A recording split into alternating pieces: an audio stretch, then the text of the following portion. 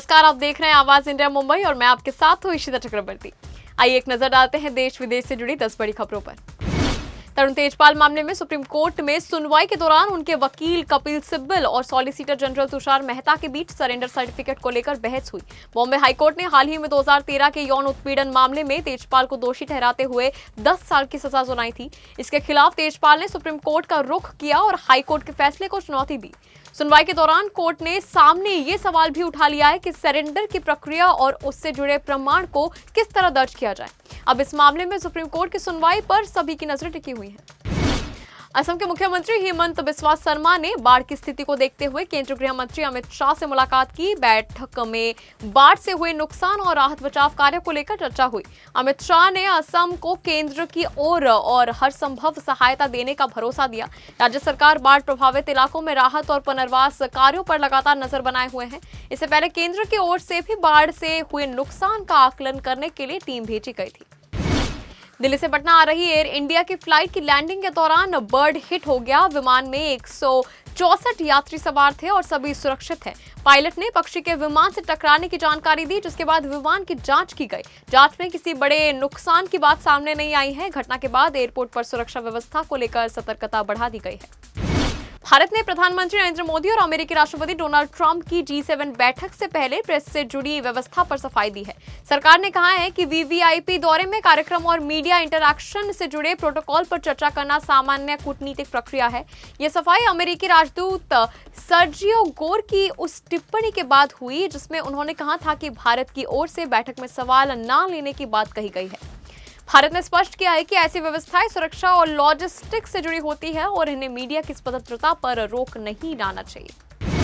Sohrabuddin Sheikh encounter मामले में 22 आरोपियों की बरी के खिलाफ सुप्रीम कोर्ट में याचिका दाखिल की गई है। ये याचिका सोहराबुद्दीन के भाई नाइबुद्दीन शेख ने दायर की है। बॉम्बे हाईकोर्ट ने मई 2026 में 22 आरोपियों की बरी को बरकरार रखा था, जिनमें 21 पुलिसकर्मी शामिल हैं।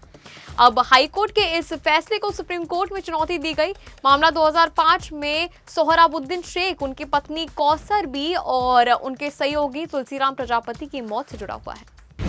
हिमाचल प्रदेश विधानसभा में वंदे मातरम को लेकर बीजेपी और कांग्रेस के बीच गतिरोध जारी है। बीजेपी की मांग है कि सदन की शुरुआत में वंदे मातरम गाया जाए, जबकि स्पीकर ने नियमों का हवाला देते हुए कहा कि इसका गायन सत्र के समापन पर होगा।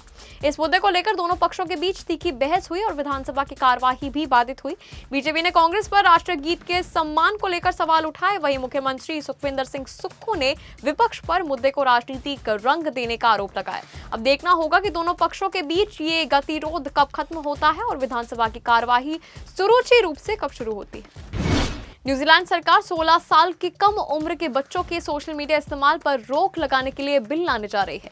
प्रधानमंत्री क्रिस्टोफर लक्सन ने कहा है कि इसका मकसद बच्चों को सोशल मीडिया के नुकसान से बचाना है।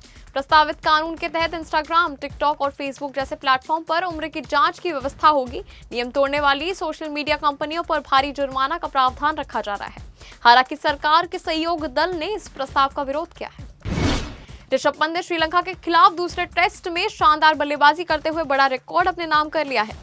पंत ने शुभमन गिल को पीछे छोड़कर वर्ल्ड टेस्ट चैंपियनशिप में भारत के सबसे ज्यादा रन बनाने वाले बल्लेबाज बन गए हैं। इसके साथ ही उन्होंने विदेशी और न्यूट्रल टेस्ट में भारतीय विकेटकीपर के तौर पर MS धोनी का रिकॉर्ड भी तोड़ दिया है।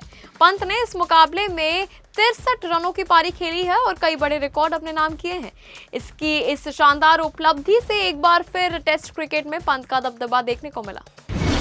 इमरान हाशमी की आवारापन 2 की सफलता के बाद अब उनकी अगली फिल्म गन मास्टर G9 को लेकर चर्चा तेज हो गई है। फिल्म का टीजर 25 अगस्त को सुबह 11:11 पर रिलीज किया जाएगा। फिल्म में इमरान के साथ जेनेलिया डिसूजा और अपाशक्ति खुराना नजर आएंगे। गन मास्टर G9 का निर्देशन आदित्य दत्त कर रहे हैं और फिल्म में एक्शन के साथ रोमांस और म्यूजिक का तड़का देखने को मिलेगा। फिल्म 27 नवंबर 2026 को सिनेमाघरों में रिलीज होगी। खतरों के खिलाड़ी 15 में गौरव खन्ना का सफर दर्दनाक चोट के बाद खत्म हो गया। एलिमिनेशन स्टंट के दौरान उनकी कोहनी की चोट बढ़ गई, जिसके चलते वो टास्क पूरा नहीं कर पाए।